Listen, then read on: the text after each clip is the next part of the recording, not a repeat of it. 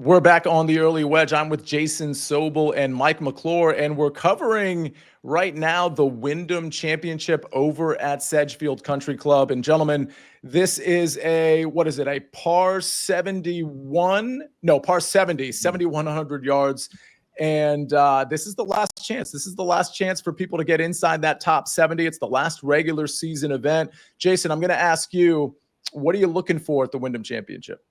So I haven't done the research. I'm going to write on this tomorrow morning, but I haven't looked at the numbers over the years. But what I do know is that we try to use the narrative street, the motivation, the guys that are on the bubble and trying to get in.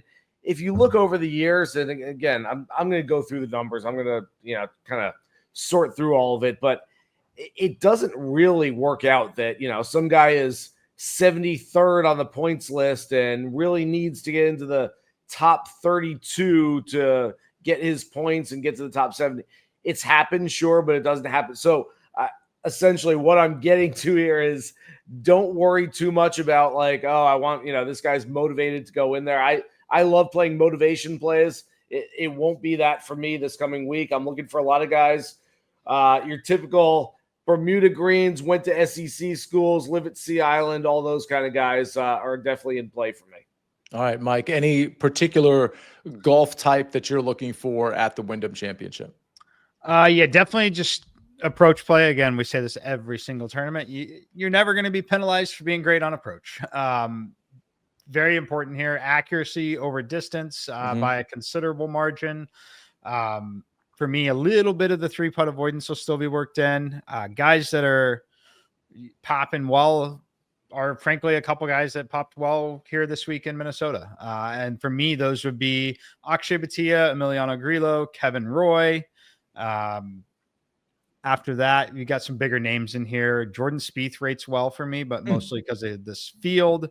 Matthew Fitzpatrick is going to rate very well. I know you've been on him a lot lately, Sia. He is going to rate very well in this field as well. So for me, though, the guys that I backed this week will probably be getting backed again. The one that I think will definitely need to be talked about a lot throughout the week is going to be Ben Griffin, who had been phenomenal all year, went to the Open, was not phenomenal. And the John Deere, he missed, coming off 2 missed cuts, right? Missed the cut at John Deere, missed the cut at the Open. It'll be interesting to see what everybody does there. Yeah, I mean, it does seem, Jason, like a guy like Ben Griffin, again, vintage Ben Griffin, which is funny to say because we're talking about Ben Griffin from 2 months ago as opposed to 2 weeks ago. He does seem like a really good fit here. You want to be accurate off the tee. You want to be dialed in with your approach play. You want to, be pretty good in the scoring stats because you're certainly expected to go low here if you're going to be inside the top 10 or the top 5. Is that the prototype you think people are looking for? Again, we talk about variance often in terms of a singular golf tournament. I look at variance in terms of the entire year. This is going to sound so weird, but if Ben Griffin hadn't had such a good year, I'd probably really like him next week at the Wyndham. But he's kind of played so well already. He's got 2 wins on the PGA Tour. Do you really think you got to kind of, especially if you're playing him outright, do you really think Ben Griffin's going to get a 3rd win on the PGA Tour? There's 2 other players with that many wins this year. There's Scotty Scheffler and Rory McIlroy. Are we putting Ben Griffin on that kind of pedestal? Do I think he'll play well? Yeah. Do I think it's a good course? Absolutely. It's just at some point when you're playing outrights, the law of averages, which doesn't really exist, kind of comes into play.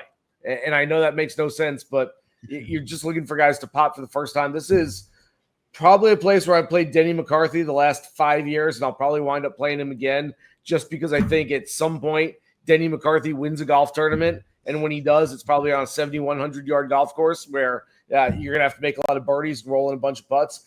I like Akshay, as I mentioned earlier. Mike said it. Probably like him more if he shoots 68 today. I don't need him to shoot 78 and go in, completely befuddled with what's going on. But if he goes out and wins today, probably like him less next week. But if he plays pretty well today and finishes T4, I really like him next week. Then 2 other guys that'll be probably early clicks for me, Bud Cauley and Austin Eckroat, who Cauley's had a really good year that hasn't quite popped and it's kind of fallen off a little bit recently. And Eckroat's coming. Eckroat's starting to play some pretty good golf here. So He was top 10 last year. I like him as well. Yeah, I just have just a preliminary list, but it really was not well researched at this moment. I want to see how this tournament plays out. Akshay, certainly near the top of that list. I mean, Jake Knapp and William Mao, who I'm on for the 3M Open. Listen, I know Jake Knapp might not be the prototypical player, but if he can just be somewhat quiet off the tee in terms of not finding the rough, I think Jake Knapp is just one of those golfers that when he's on, he's on. William Mao, I might go back to. I like your Grillo and Cauley call as well. We do have to have that bubble conversation because when we were doing the live chat for the 3M Open, we talked about Adam Scott, who's somewhere kind of hovering around that top 70. Josh, if you could, can we just take a look at who is kind of near that top 70 bubble, or inside or outside? And we see it here. Nico Echeverria, Emiliano Grillo, Cam Davis, Patrick Rogers, Ben On, Matty Schmid on the inside, but very much teetering on the outside of the top 70 in the FedEx Cup standings. And then right outside, we've got Nikolai Højgaard, Keith Mitchell, Chris Kirk, Alex Smalley, Davis Thompson. And of course, that list gets longer on the outside looking in as to those who potentially could be on the inside. Mike, do you ever narrative shop with guys that really need it? Yeah, definitely. I think that where it tends to happen for me more would be like tie-breaking situations in DFS first and foremost. And then also considering ownership. And there are situations where I'll fade the narrative if the narrative is, too popular and like far exceeding, individual players' probabilities there. As far as betting, I wouldn't be betting someone in an outright market because of that. I would be betting someone in a finishing position market, whether it be make the cut, finish top 40, things like that. Mm-hmm. Those are things that can be controlled a lot easier than still winning a golf tournament. So that's typically where it comes in for me, would be guys that, are looking at needing a top 40 finish to stay within the top 70, things like that. That would be the milestones I'd be betting. Yeah, that makes a lot of sense to look at that finishing position market. Any thoughts here, Jason? Yeah, I mean, I look at a couple of those guys that are just outside the number, and I think they're pretty good course fits. Chris Kirk, Alex Smalley. But again, as I mentioned, it bears out over the years. You'd think, okay, guy's 73rd, 74th. He's motivated to go play well last regular season event, get himself a chip and a chair in the playoffs, especially with the way the Tour Championship is configured now. As long as you get in, you've got as much of a chance as anybody else because there's no staggered scoring. So I think there's a little more motivation, but it just hasn't really borne out that way over the years. And I'm going to dive into those numbers tonight and write it up for tomorrow. But essentially, what we found over the years is that if you're 73rd, 74th, 83rd, 84th, whatever it might be, and you're on the outside looking in, essentially there's more nerves at play. There's more reason why you're outside the top 70 than there is just full-on motivation, go play well with one last chance to get in. And I do want to mention the standings that we have up right now are the standings that existed pre-3M Open. So obviously that's going to adjust at the conclusion of round 4 of the 3M Open. You can kind of take a look at that if you want to maybe just, keep an eye on it. I don't know that you want to, make any bets in accordance with who and who isn't near the top there or inside or outside the top 70, but it's just something maybe to consider. I do want to mention the last 4 winners of this tournament, the Wyndham Championship. Aaron Rai at 18 under. We had Lucas Glover at 20 under in 2023, and then we had Tom Kim at 20 under and Kevin Kisner at 15 under. Go ahead, Mike. Yeah, I was just say the leaderboard that Josh had up there actually is a live projection. They do have a live projection. Okay. I may be a couple holes behind potentially on live, but it is truly a live tournament projection, as currently Akshay's up 26 spots with his performance so far this week. So where does that put him? Where does that put Akshay currently at the moment? It looks like it's going to put Akshay 20th. Interesting.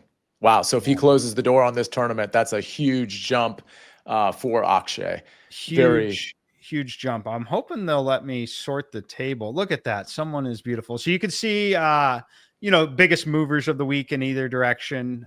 That's, for me, is always something interesting to see. Kitayama's up 24. That's a pretty big move. Who else is in contention that's like Kitayama being up 24, and I say that sounds interesting. It's interesting because that puts him to 86, and could with a couple of good weeks in a row, like he could do it, right? So that's something to focus on and watch. I would throw in some of the other numbers too, like Wyndham Clark. I think was 51st after that top 5 of the Open Championship last week. So we're thinking top 70. He's thinking, how do I get into the top 50, ensure my spot into the BMW, and then have a couple of good weeks to start and get into the Tour Championship? So there's different levels of that too. And to Jason's point at the start, Oleson, he's up 73 spots. He's up to 56 if he closes this deal out. Literally jumping from 129th to 56th, and in the exact same boat of one more good week, and you drastically turn the season around in a huge way. It's pretty crazy. And certainly for some, there's Ryder Cup implications over these next few weeks as well. And that'll include potentially next week. All right, ladies and gentlemen, that is just a very quick look at some of the players that we're looking at, but we're going to refine that tomorrow on the DFS show at 7 o'clock on the SportsLine YouTube channel. And of course, on the Best Bets show and the live chat, which of course Bets is 7 o'clock on Tuesday on the SportsLine YouTube channel, and the live chat 4 o'clock on Wednesday. A lot to talk about when it comes to Wyndham. We're going to close our coverage out for now on the Early Wedge on the Wyndham Championship with Jason Sobel and Mike McClure. Thanks for joining us for that.